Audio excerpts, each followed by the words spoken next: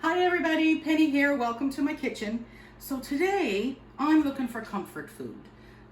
Here in Ontario, this is now the 18th of April, I think, and we are on a lockdown, province-wide lockdown, and it can be quite depressing, and it's raining out and whatnot. So I thought comfort food, baked beans and wieners. So that's what we're doing today.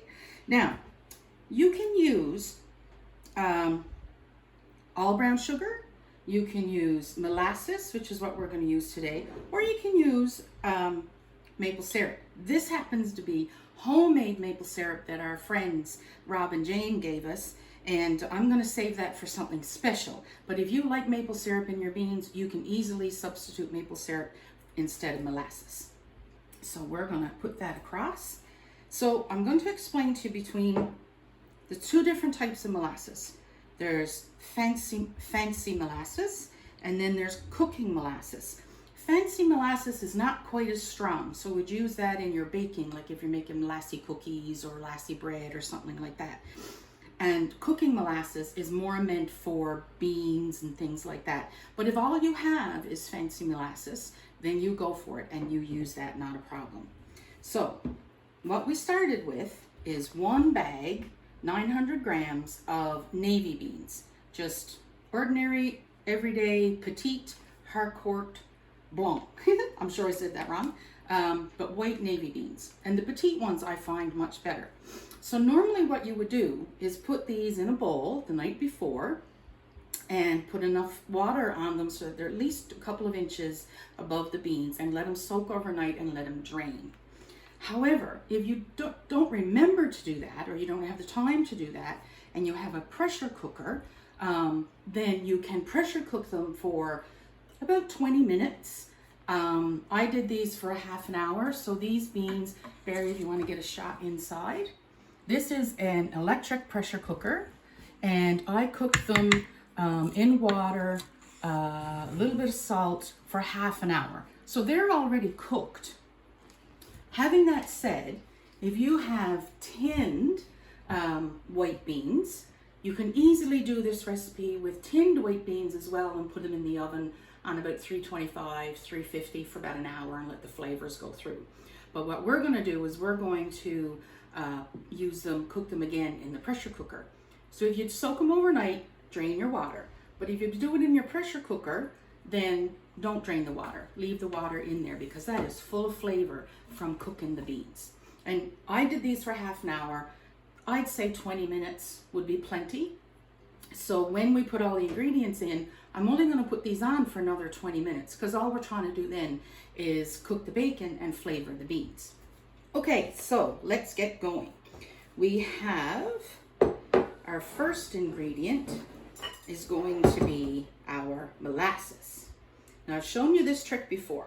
You can do this with maple syrup, molasses, honey, anything that's really sticky and pours very slowly. So take just a little bit of olive oil or whatever oil you have and coat your measuring cup. And if you coat your measuring cup with your oil, and a little bit of oil is not going to hurt anything, then your molasses won't stick. So we are looking for 1 cup of molasses. And there we go. That would be 1 cup. And watch. Ta-da! Isn't that cool? I thought that was pretty cool. Okay, so that's our molasses. Along with our molasses, we're going to put about a half a cup of ketchup. And I'm not going to measure that. I'm just going to kind of eyeball it. There we go. That's our ketchup. And then we are going to need 1 small can of diced tomatoes. Now I didn't have 1 small can, so I just divided up a big can. And the rest of it, you can either put it in the fridge to use like the next day or the day after, or put them in a baggie, throw them in the freezer. Perfect. And then from there, we are going to add 1 heaping tablespoon of mustard. Again, I'm not going to measure this, but we're just going to do it that way. And then we are going to add about 1 tablespoon of Worcestershire sauce. All right, and again, I'm not going to measure. And if you want to put more than 1, no problem. It's all good. There we are. Now we have our 2 chopped onions. I've already got those chopped. And way to go. And then we have 2 tablespoons of brown sugar. Already done. And we're going to do, and we're going to do 1 teaspoon of salt. Maybe a little less. And because I like pepper, I'm putting in 1 teaspoon of pepper. But you can do that to your taste, not a problem. And now we're going to whisk this all up. Nummy, nummy, nummy. Make sure it all gets nice and incorporated so you don't have like a lump of mustard on one section of your beans and no mustard in the rest of your beans, that type of thing. There we go. Now,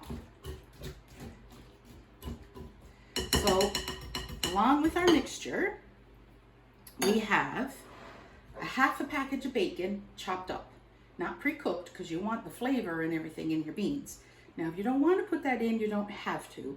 I would suggest you put in maybe a couple of tablespoons of butter or maybe just 1 or 2 slices of bacon. But like I said earlier, I'm looking for comfort food today, so I'm not worried about the fat content today. Other days, maybe. Today, not so much.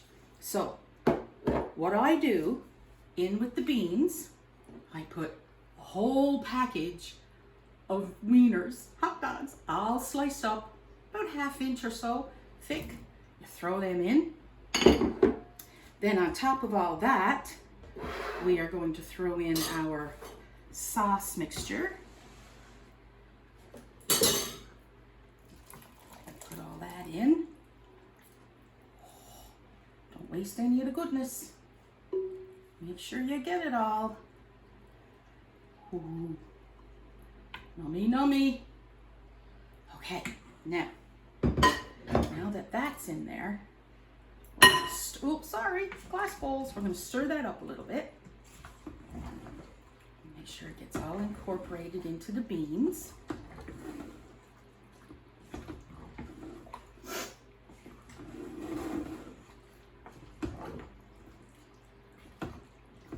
There we go. And there's not a lot of liquid in there because remember, there was already liquid in with the beans, and the beans are pretty much already cooked if you're doing it in your food processor. So you don't need a whole pile of liquid in there. Okay, now we're going to sprinkle on top our bacon because I want the bacon to cook really, really well. And all those flavors will render down and go into the beans.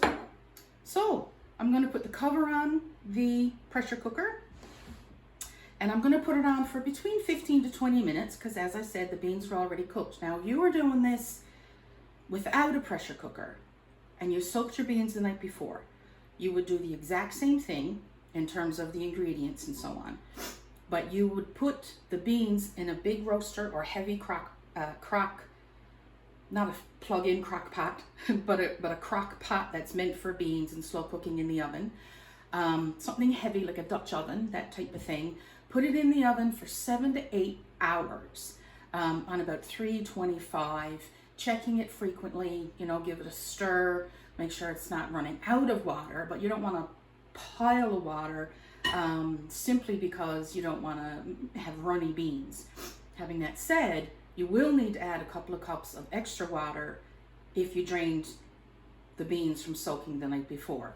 Whereas doing that in a pressure cooker, you don't need it because there's already water in there. Or if you soak the beans the night before, you can put them in a crock pot first thing in the morning for like 7, 8, even 10 hours on low. So we're going to put this on and then we're going to come back. Hi everybody, back again. Okay, so the beans and wieners are ready. Now I should say, if you're not used to using a pressure cooker and you go get one, make sure you read the instructions. I didn't go into a lot of detail about instructions and which buttons to push and so on, because this isn't an Instant Pot, even though this came out before the Instant Pot came out, but it's very, very similar. And there are beautiful new ones that you don't have to be so afraid of, like with the little thing twisting back and forth. You can buy them on top of the stove now that don't have that little thing. So there's lots of options out there, but make sure you read the instructions, okay? So I had the beans on, thoroughly covered in water, a couple inches above, a little bit of salt, and I put them on for 30 minutes. You can probably do 20 minutes, that's not a problem. This particular machine has a bean setting, but again, on top of the stove, if you have one like that, you can easily do it that way. Then we added all of our yummy ingredients, and then we put it back on. I did for another 15 minutes, simply because the beans were already cooked. And I didn't add extra water because there was already water in there from the beans being cooked. I hope all that makes sense. I feel like I'm rambling, but that's okay. So if you have if you're doing it with a pressure cooker and not in the oven or crock pot on low for 7 to 8, even maybe 10 hours, then what I would recommend is to do a slow release, which means when you open the valve, you don't get this big bunch of steam come out. And the reason for that, you should do it with like beans, soups, stews, things like that, because what often happens is you get not only a bit of steam, but you get all kinds of spits of water and so on. So make sure you read the instructions on your pressure cooker if that's the way you want to go. So here we go.